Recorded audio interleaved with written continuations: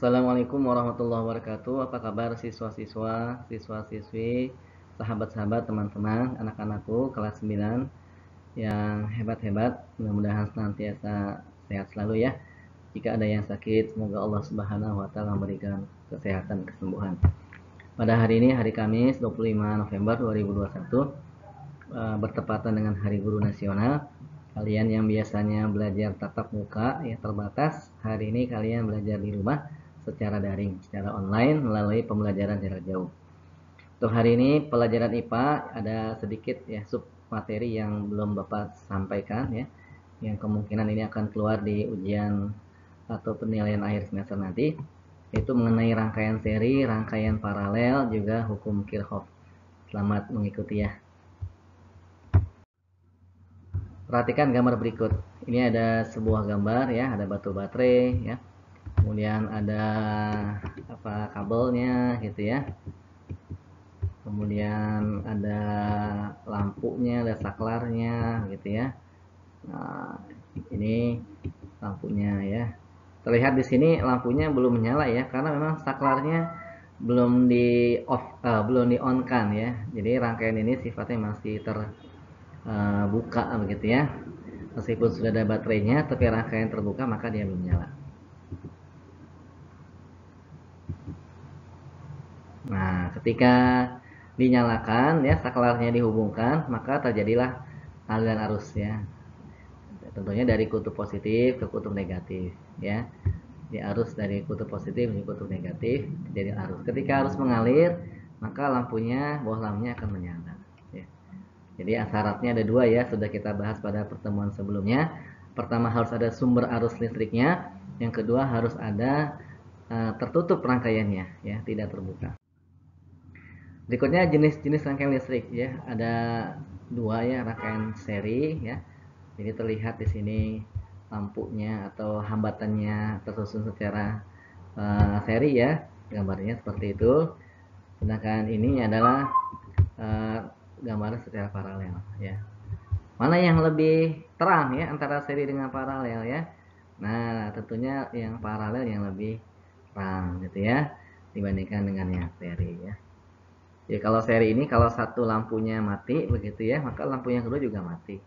Jadi kalau paralel, kalau satu lampunya mati, maka lampu yang kedua tidak mati. Kita akan belajar tentang rangkaian pengganti ya. Rangkaian pengganti secara seri. Nah ini dia. Ini hambatan 1 ya, R1 hambatan 1, ini R2 hambatan 2 gitu ya. Jadi rangkaian penggantinya ya, rangkaian penggantinya disebutnya R total ya. Ini disingkat R tot, maksudnya R total ya. Jadi caranya tinggal dijumlahkan R1 ditambah dengan R2. Mudah ya. Nanti contoh soal kita akan bahas pada slide berikutnya. Nah, ini contoh gambar rangkaian paralel ya. Nah, untuk menggambar rangkaian paralel, untuk mencari R totalnya atau R pengganti paralelnya, dia agak berbeda ya, yaitu 1 per R1 ditambah 1 per R2. Ya, contohnya misalnya sebagai berikut. Nah, ini misalkan R1-nya 3 ohm ya. Ini lambang ohm ya, simbol ohm.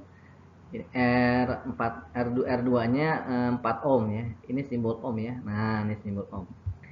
Maka R pengganti totalnya adalah R1 ditambah R2 gitu ya. Jadi berapa hasilnya? Kita lihat. Ya gampang, tinggal 3 tambah 4 sama dengan 7. Bagaimana dengan yang paralel ya? Yang paralel, maka misalkan ini Bapak kasih rangkaiannya, misalkan contohnya R1-nya 6 ohm, R2-nya 6 ohm.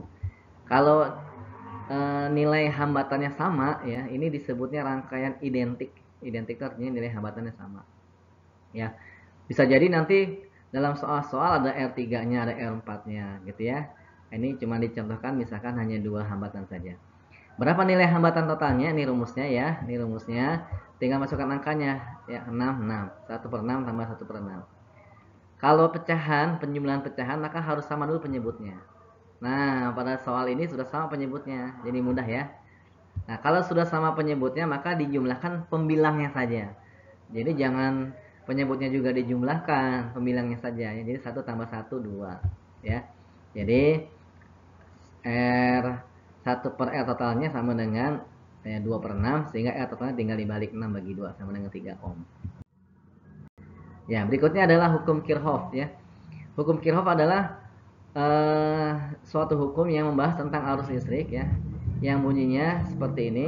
Pada satu titik percabangan pada rangkaian listrik, maka jumlah kuat arus yang masuk sama dengan jumlah kuat arus yang keluar ya. Jadi I yang masuk sama dengan I yang keluar ya. Kita lihat bagaimana perumusannya. Nah, ini dia. Jumlah I atau kuat arus yang masuk sama dengan jumlah kuat arus yang keluar. Ya, kita ulangi lagi ya. Tadi ada sedikit ini ya.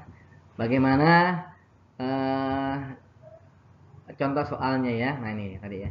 Kalau pada soal yang tidak bercabang ya, maka dia langsung sama. I masuk sama dengan 3 ampere, I keluar sama dengan 3 ampere. Sedangkan pada arus yang bercabang atau rangkaian bercabang, arusnya berbeda. Yang masuknya 1 ampere ini ya, maka penjumlahannya juga harus 1 ampere. Karena I masuk, jumlah I masuk sama dengan jumlah I keluar. 0,3 tambah 0,7 sama dengan 1 ampere. Kalau di atasnya keluarnya 0,5, nah sama 0,5 juga ya. Di atasnya 0,2 maka di bawahnya 0,8 ya. Jadi penjumlahan arus yang masuk sama dengan penjumlahan arus yang keluar. Gitu ya. Nah, ini buat latihan soal di rumah ya. Nomor 1 ya, nomor 2 ya. Silahkan dikerjakan. Nomor 2 ingat ada 3 hambatan ya. Gampang ya, tinggal 1 per R1 tambah 1 per R2 tambah 1 per R3 ya. Ini Bapak kasih mudah ya, angkanya sudah dibuat mudah ya, sama semua identik. Kemudian ini ketiga, soal ketiga nih soal keempat ya. Silahkan dikerjakan ya, dikerjakan di buku catatan atau buku latihan. Kemudian hasilnya difoto dan kirim ke classroom.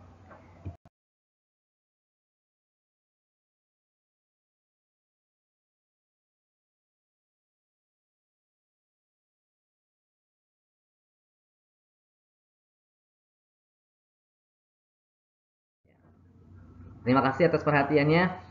Selamat belajar ya, semoga sehat dan sukses selalu. Karena ini pertemuan yang terakhir ya, terakhir pelajaran IPA ya. Pekan depan kalian pelajaran yang lain.